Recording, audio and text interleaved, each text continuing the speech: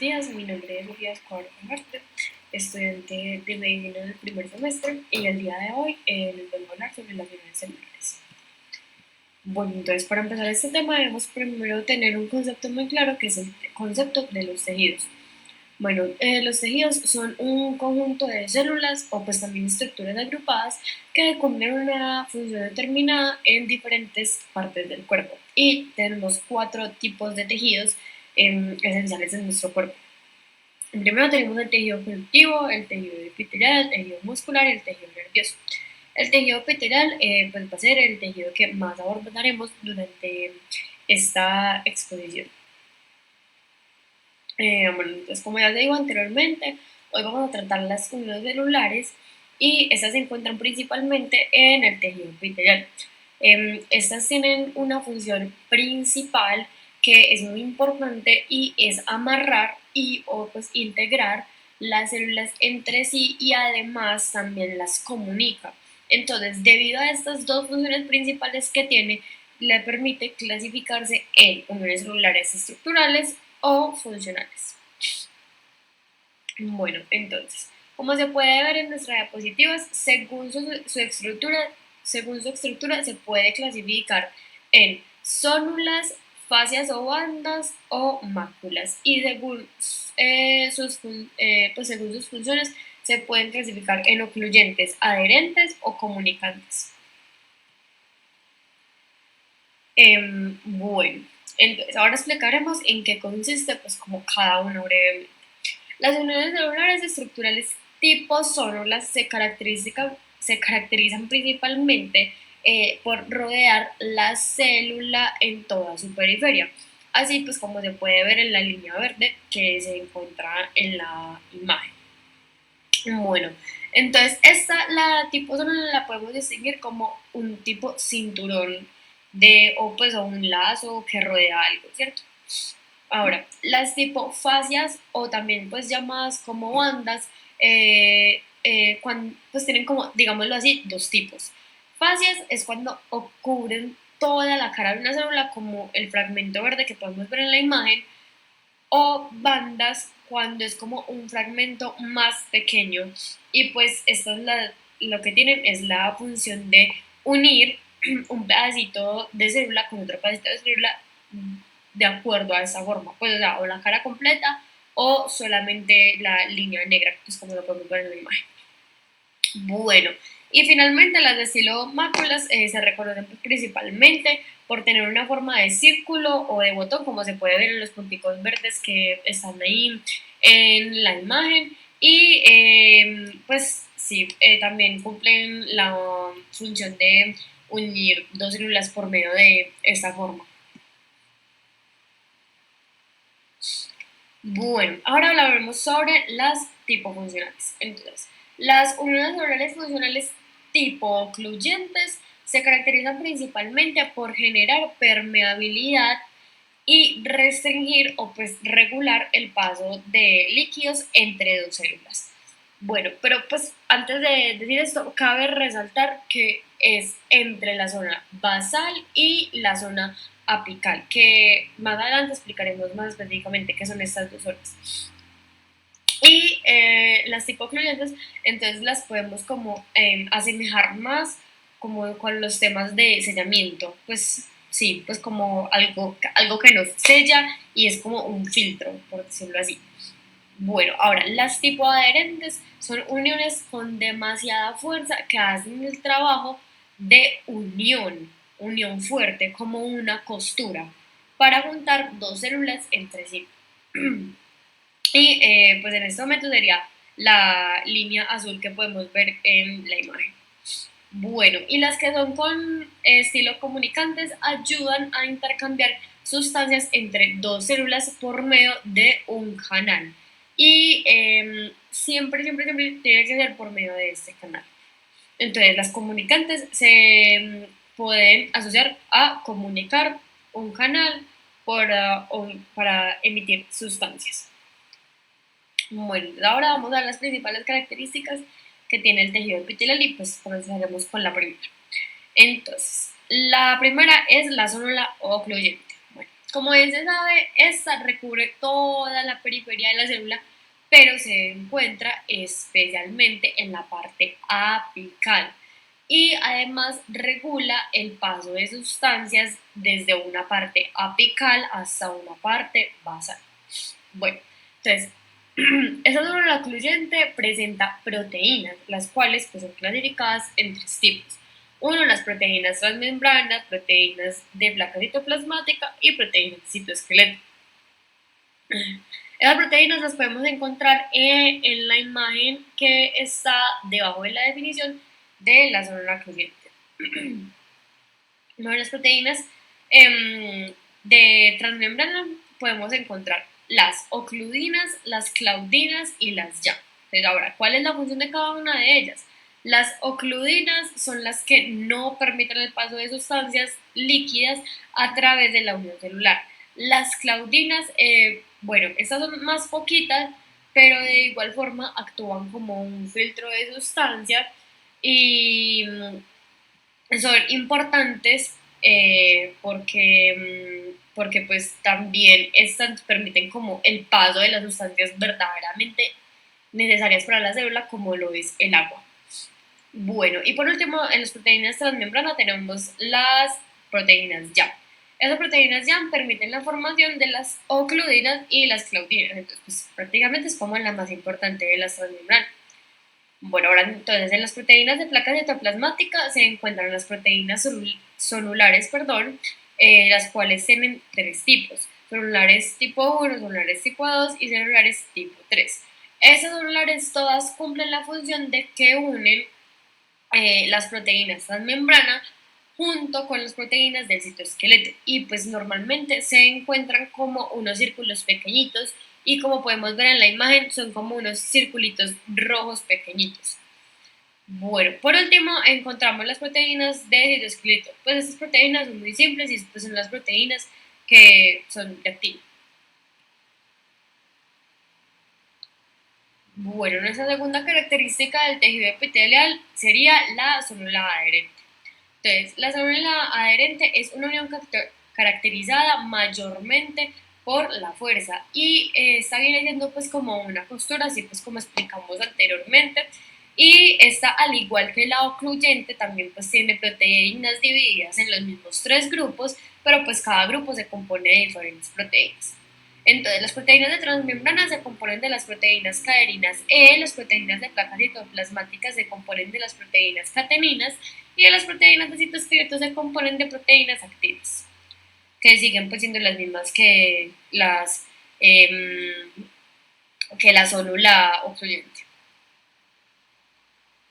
Bueno, ahora, nuestra tercera característica será la mácula adherente o también llamado como los desmosomas.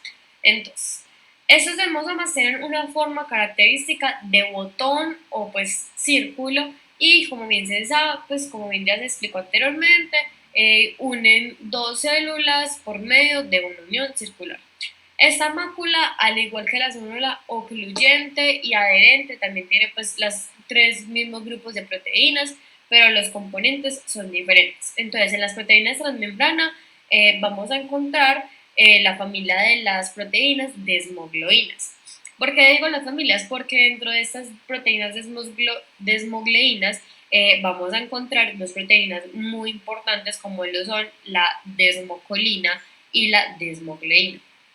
Ahora, en las proteínas de placa citoplasmática están la familia de las proteínas pues de las plaquinas. Esas proteínas de las plaquinas las componen las desmoplaquinas y las placoglobinas. Y finalmente, en las proteínas de citoesqueleto se encuentran los filamentos intermedios. Bueno, como cuarta característica podemos encontrar los hemidesmosomas, que son la mitad de un desmosoma, y gracias a esto pues se da su origen, pues porque hemidesmosoma, mitad de un desmosoma. Bueno, cabe aclarar que su función principal es unir la célula a la membrana basal.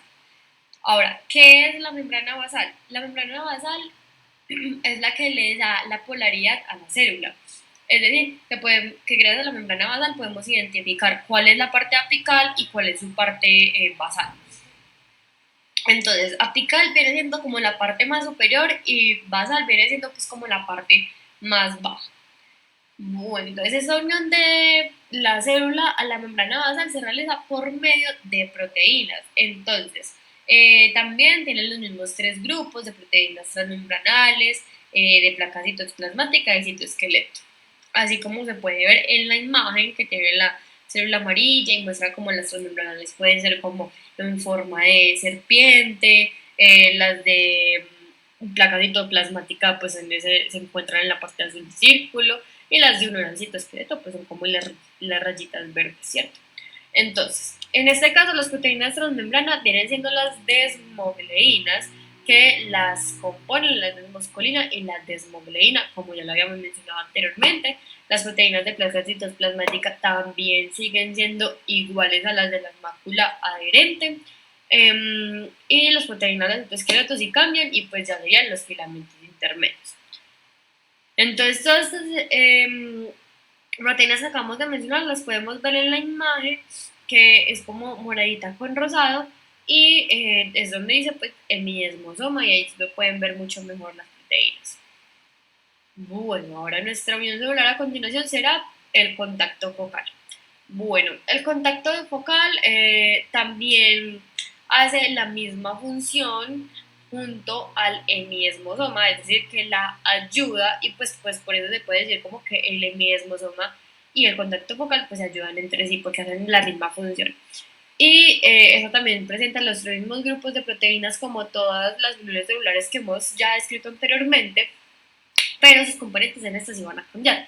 Entonces, tenemos que las proteínas transmembranas se encuentran en las proteínas integrinas, en las proteínas de placas citoplasmáticas se encuentran las vinculinas y las salinas, y en las proteínas de citoesqueleto se siguen encontrando los filamentos intermedios, asimismo, pues como en los hemidesmosomas.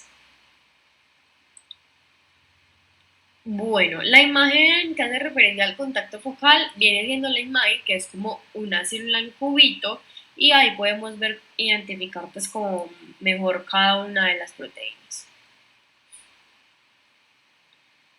Bueno, entonces ya para finalizar con nuestras características pues, de las diferentes uniones celulares, tenemos las uniones GAP, o también conocidas pues, como las uniones comunicantes, y esas uniones permiten juntar dos células entre sí para lograr el paso entre sustancias entre las dos células. Bueno, estas tienen unas proteínas que se llaman las conexinas, y estas son utilizadas para lograr hacer la unión, pues para que por ahí pasen las sustancias, pero pues para eso se necesita como un ciclo de formación. Entonces, este ciclo consiste en que 6 conexinas juntas van a poder formar un conexón, y luego se van a unir dos conexones, y dos conexones van a formar una unión GATT comunicante.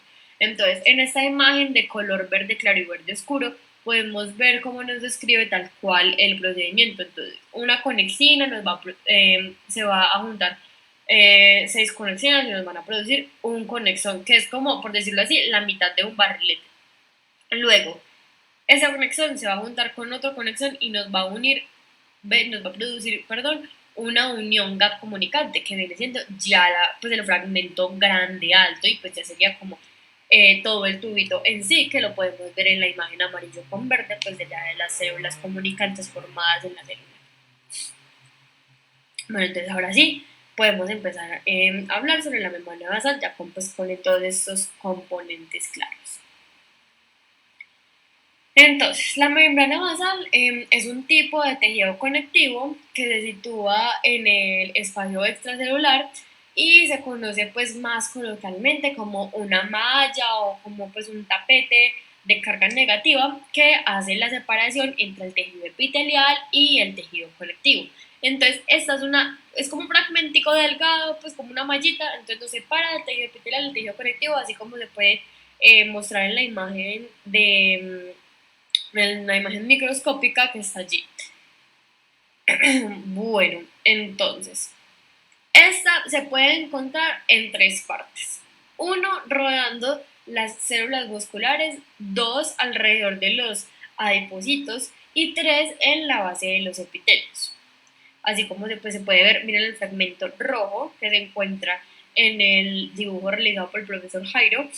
Entonces allí se puede encontrar la membrana basal y ahí está debajo de los epitelios. Perdón, en la base de los epitelios.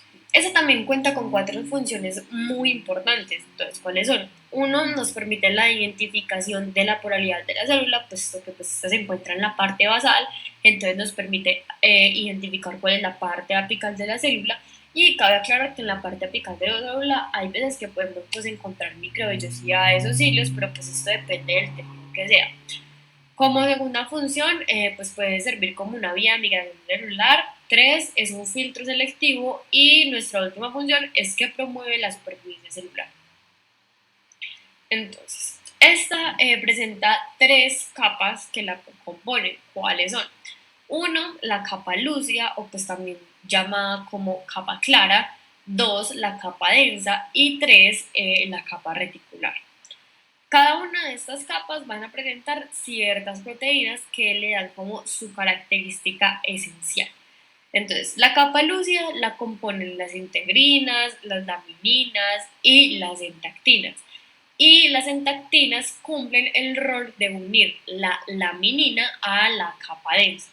Así pues, estas 3 las podemos evidenciar en la imagen que se encuentra en el cuadrante de la capa lúcida. Bueno, en la capa densa se pueden encontrar el colágeno tipo 4, el proteoglicano llamado perlacal y la glicoproteína fibronectina. En la capa reticular también tiene fibras elásticas inmaduras que unen pues, a la membrana basal y al tejido conectivo que se encuentra abajo de ella, dándole así pues una elasticidad a la célula. Y para finalizar, allí también se encuentran las fibras reticulares que pues, son compuestas por colágeno tipo 3 y cumplen la misma función que las fibras reticulares, las fibras elásticas inmaduras. Bueno, eso fue todo por hoy. Espero que les haya quedado muy claro el tema y muchísimas gracias.